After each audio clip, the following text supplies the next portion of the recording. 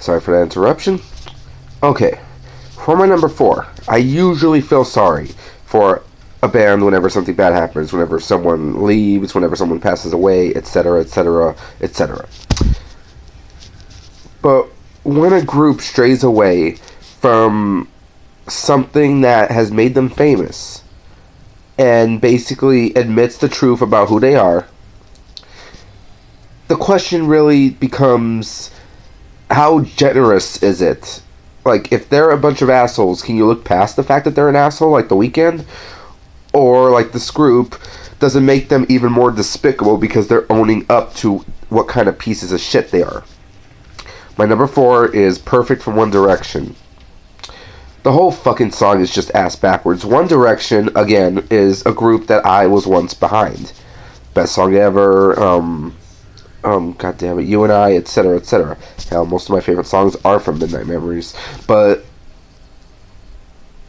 this song is just so fucking irritating about, you know what?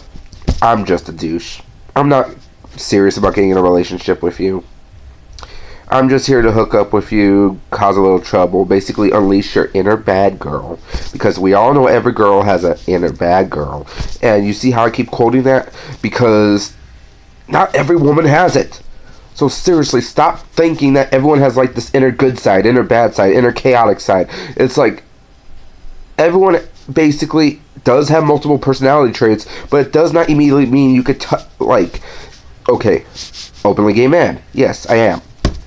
If someone makes a fucking song about like, oh, I see a woman across the way, immediately I am not going to connect to the song. I might enjoy the song, but I'm not going to connect to it. And this song has no connection towards anyone that I know whatsoever. At least before, when they did the sappy love ballads, it's like they were at least attempting to connect. Of like, if they were to hit on a girl, I could believe that. There is no woman I know who would listen to the song and be like, oh, that just sounds so hot. It's like a secret little rendezvous from someone from One Direction for just one time, destroying hotel rooms. It's like, that does not sound right. The One Direction I remember was fucking cheesy ass dates or barely learning their phone numbers. It's like, this is not them. And Zayn may have had a mediocre career, and I will stress that, because his album that he released was just mediocre. It wasn't awful, but it sure as fuck wasn't good. But this band has seen better days. And by the looks of it, all of them are splitting off to do their solo careers. And by all means, I hope each and every one of them, from Niall to Louis to Zayn to Harry to... oh, fuck my life, who's the fifth one? Basically, all 5 of them have successful solo careers. But this just wasn't it. And speaking of songs that just wasn't it, let's get on to my number 3, shall we? Going back to what I said earlier about Justin Bieber. Maybe he should just do an upbeat dance song like he did for Sorry. That seems to be an idea. Well, let's write in some typical... up in the air. Let's write in some typical Justin Bieber lyrics about not giving up. And let's add on a simple techno beat from one of the most quote-unquote successful DJs of the current day, which is DJ Snake. You know where the fuck I'm going with this. Let Me Love You. No, bitch. I fucking hate this song. It is the most annoying techno drop you will ever hear this year. Over Chainsmokers, over your Calvin Harris, This Is What You Came For, over Cheap Thrills, over any annoying sound. Even my previous rant about Pink, about Just Like Fire having annoyances, does not compare to fucking DJ Snake's. It is fucking like nails on a fucking chalkboard, but even that has fucking some sort of listenable things to it. Then Bieber already sounds like he's not fucking trying. DJ Snake doesn't sound like he's fucking trying. And why should they? This was basically a top 10 hit waiting to happen. Everyone fucking loved it. And I've already went off before about hating Bieber's, like, at least these techno attempts. Like last year, I fucking hated Where Are You Now? So, in conclusion, I'm still a Bieber fan.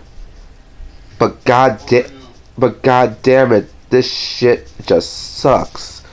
And I was this close to putting fucking Cold Water on there, but like the rest of Bieber's album, that was just mediocre. I love Sorry. I was meh on What Do You Mean? Like, it was catchy. It was whatever. But I really don't know where else to put him. And to think there are 2 songs worse than this. So let's get on with this shit, because these two are like meant to be together. Number 2 is someone everyone has already ripped apart. Like, let's not bullshit here. Every single reviewer has ripped the song apart, and I'm probably not going to say anything original. But why should I? This song is really nothing original. It's about a guy who's wondering why this girl is with someone else and just simply wants to treat her better.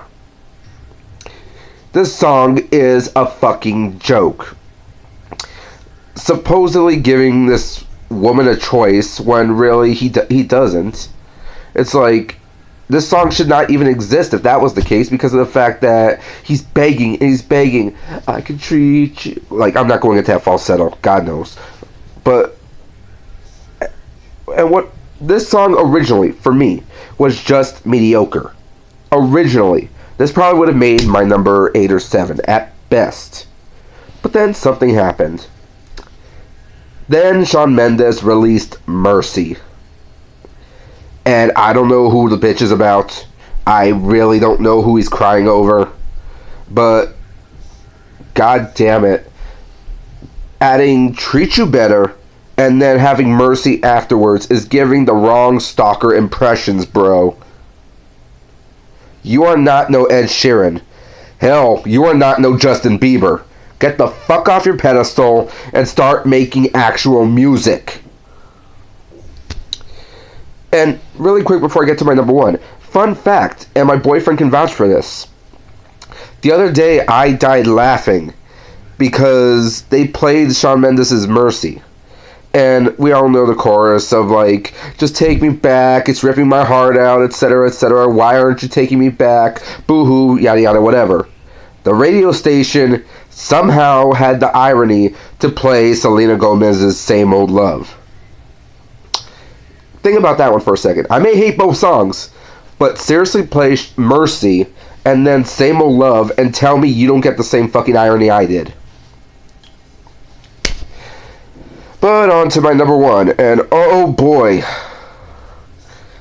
I fucking hate this song. Every person I know thinks it's just a regular mediocre song. Every person I know thinks that it's a harmless song. Every person I know thinks that one part or another is at least catchy. So it's not good, but it's at least not terrible. Oh, these people are wrong. My number 1, it goes back to Daya or Daya with Sit Still Look Pretty. And every fucking second of this song is painful. From the whistling of to trying to sound like some sort of fucking Beyonce wannabe with her uh-ohs, to fucking the verses not even going along with anything. Literally, the verses are like this. Not singing, just moaning. La la la, la la la, la la la la la. It literally sounds like an annoying teenage girl just happened to find her fucking Musical.ly app on her phone, decided to start singing, and the next thing you know, some idiot decided, hey, this face looks pretty, which is ironic considering the fact that the bitch says she doesn't want to sit still look pretty, when really that is literally all she was fucking hired for.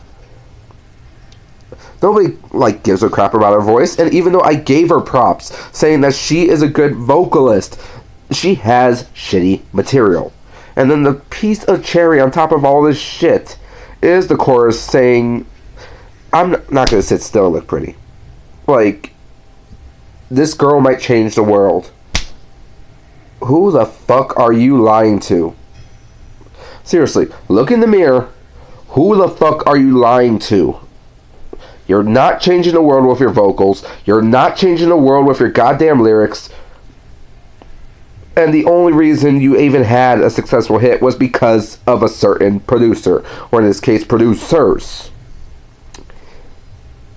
Dea, I'm not saying anything bad, and I really hope to fucking God if you come out with another song, it's good.